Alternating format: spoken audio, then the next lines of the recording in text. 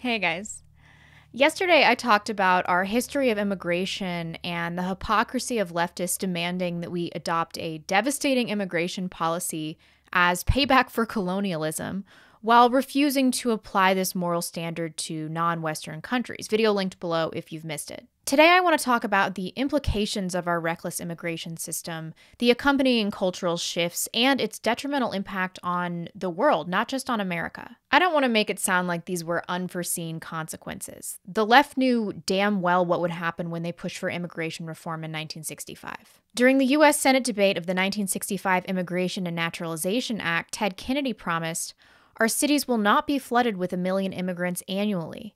Today, with far more than 1 million new arrivals per year, it seems Ted's words did not age well. The liberal lion also promised that the ethnic mix of this country will not be upset, and America would not be flooded with immigrants from any one country or area. The bill will not flood our cities with immigrants. It will not upset the ethnic mix of our society. It will not relax the standards of admission. It will not cause American workers to lose their jobs, Kennedy assured his colleagues and fellow citizens. As we know all too well, all of these things have happened, and the mere fact that he clearly stated these specific concerns leads me to believe that demographic, labor, and cultural issues were accepted, even necessary consequences in order for the left to secure power for future generations. What Americans have lost sight of, especially since education no longer provides a historical perspective, is that America, not only in its intended form, a dominantly European society, but in its new multicultural form, is an unprecedented experiment in human history. Never before has multiculturalism been attempted on this massive scale, and it's failing miserably. Robert Putnam, a famous leftist and Harvard professor, conducted an extensive study of social cohesion and community trust and their relationship to diversity. I also made a video about this a while back, and it's linked below. TLDR, it makes people miserable and it rips communities apart. If Americans were getting a proper education and developed an understanding of the American experiment as just that, an experiment, and not the world standard of social cohesion that we purport to embody, there would be more scrutiny surrounding our immigration policy. There would be more realism about what we're doing to our nation, to our people. And they would understand that, like other countries, we're under no obligation to accept any refugees, immigrants, etc., irrespective of whether or not we think they can contribute to our country. No one is entitled to come here, and we don't have to let anyone in. The poem on the Statue of Liberty is not the Constitution. For the love of God, stop citing this. I can't even believe that this is part of today's discussion. But like this line that we're a nation of immigrants, this is another leftist incantation that they mutter like it's going to conjure the spirit of Marx. So here we are. The chick that wrote this was a political activist with a pro-immigrant agenda. This is from The Atlantic and is linked below. The story of the poem's creation has circulated almost as widely as the lines of Lazarus's poem.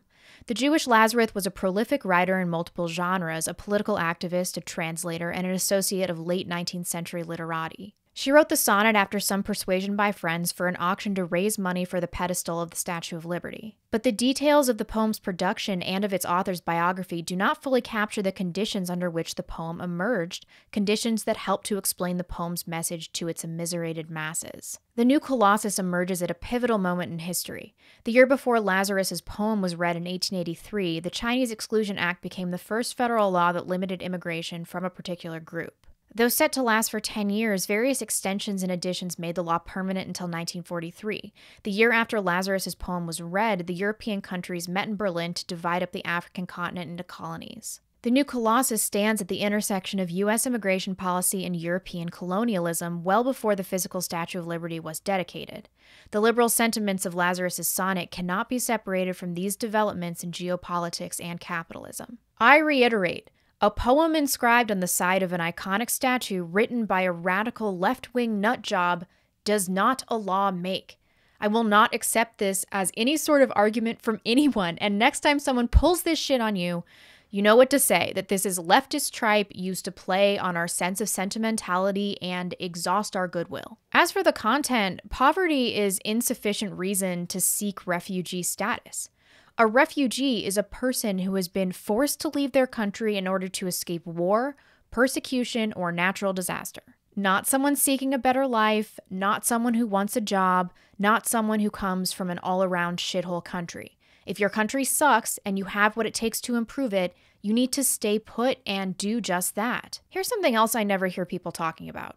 Brain drain. If we're taking the best people from poor countries, those that would be the most productive and would produce a significant portion of that nation's wealth, how can we possibly do an accurate cost-benefit analysis of the marginal improvement to our own country and the potential diminishment of the impoverished nation's economy? Even if these immigrants are improving our economy, the brain drain effect may not just negate the benefits of taking a given nation's best workers, but far surpass them in terms of economic liability. There's less tax revenue coming into these countries, especially as their younger, more energetic workers leave, which reduces competition and diminishes confidence in the economy. Countries experiencing brain drain obviously have reduced growth prospects when there is emigration. This is from the IMF in 2016. Empirical analysis suggests that in 2012, cumulative real GDP growth would have been 7 percentage points higher on average in Central, Eastern, and Southeastern Europe in the absence of emigration during 1995 to 2012, with skilled emigration playing a key contributing factor. And I would imagine it's considerably worse for third world countries where there's a much larger gap between skilled and unskilled laborers. There are also non-economic consequences. According to the IMF, when the skilled and the young leave a country, control of corruption, voice and accountability, rule of law, and government effectiveness indicators become weaker. Other countries, particularly those that are very poor and already have a dearth of high IQ skilled laborers, are worse off when we take their best, and we have to support them with foreign aid, and our own economies are buckling under the weight of the subsequent flood of unskilled migrants that pour out of failed states. So we're supposed to accept, say, 10,000 unskilled laborers fleeing a failed state because we wanted 100 of said nation's best trained, doctors, for example. Why can't we just train these people ourselves? There's no reason that we should have to outsource any of this. We have enough people and resources that we should have the best specialized education in every field, staffed with our own people. If we need to outsource our high-level skill sets, we have an education problem, not an immigration problem. I'm open to educating people from other countries under the condition that they go back to their country and use what they've learned here to improve it. But the key here is that they have to go back. If nations are worse off when we take their most skilled, theoretically, if we teach them skills and send them home, their economic prospects will improve. I've talked about the less tangible costs of having immigrants in our country, how it affects their home countries, etc., but I haven't even mentioned the acute cost to us. I won't go into this in detail because that could be a video in and of itself, but just think about the scale of the resources that need to be devoted to unskilled immigrants and the massive benefit that would be required of skilled immigrants to compensate for this drain on our resources. There is a tremendous education cost. Many from Latin America don't speak English, so they'll require additional educational resources.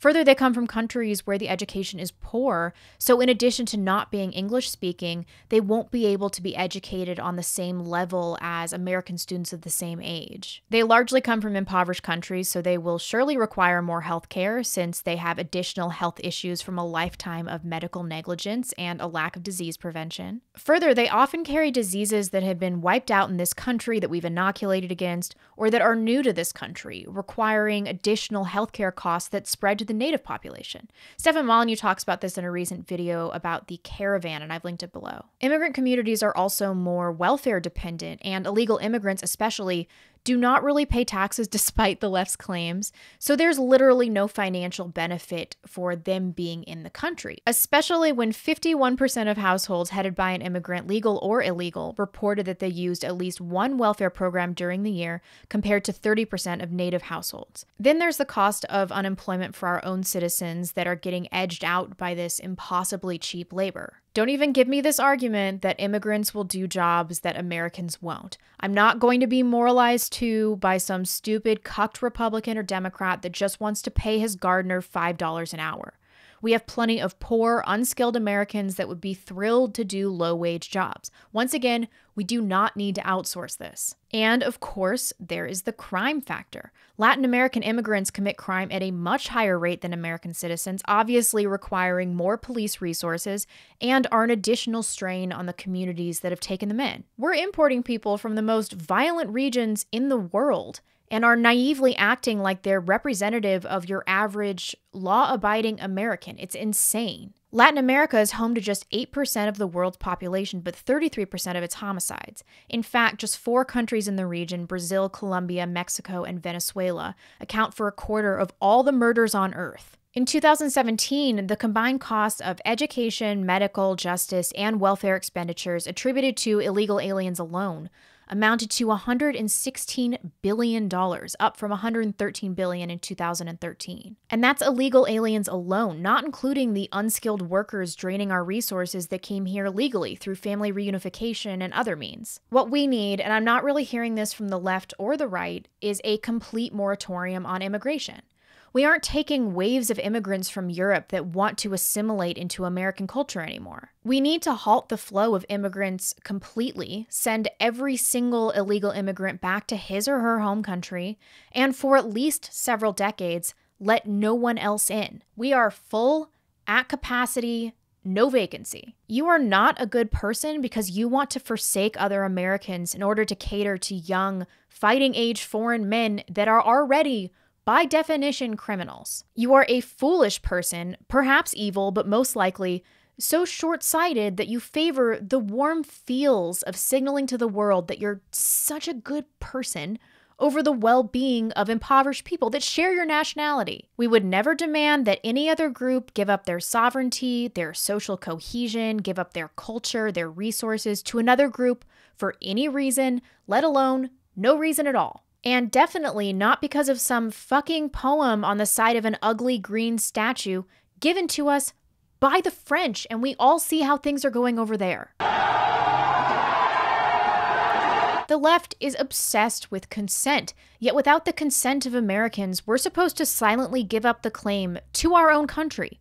If we oppose their destructive policies, we're racist, and we're such good people, actually good people, that fear of that label actually shuts us down. We give money for other countries to defend their borders, but fail to protect our own. It's baffling to me. We're constantly affording other nations rights that we deny ourselves so we can flog ourselves over colonialism. It's time to harden yourself and to shut out these feelings that you're responsible for all of the world's poor.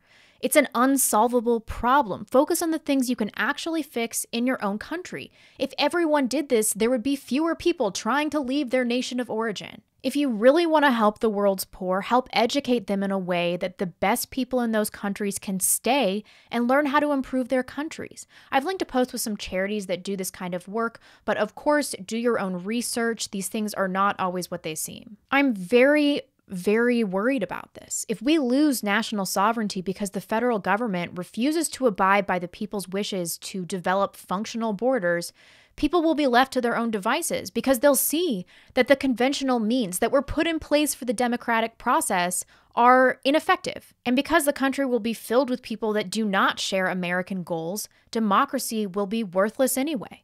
There will be vigilante justice, insurgency, and lawlessness. This country has devolved from one built through the founders' self-reliance into one that awards merit and money based on how many oppression points you can accrue in a lifetime. This is dangerous, this is unsustainable, and this is un-American. Thanks, folks, and I'll see you soon. Bye.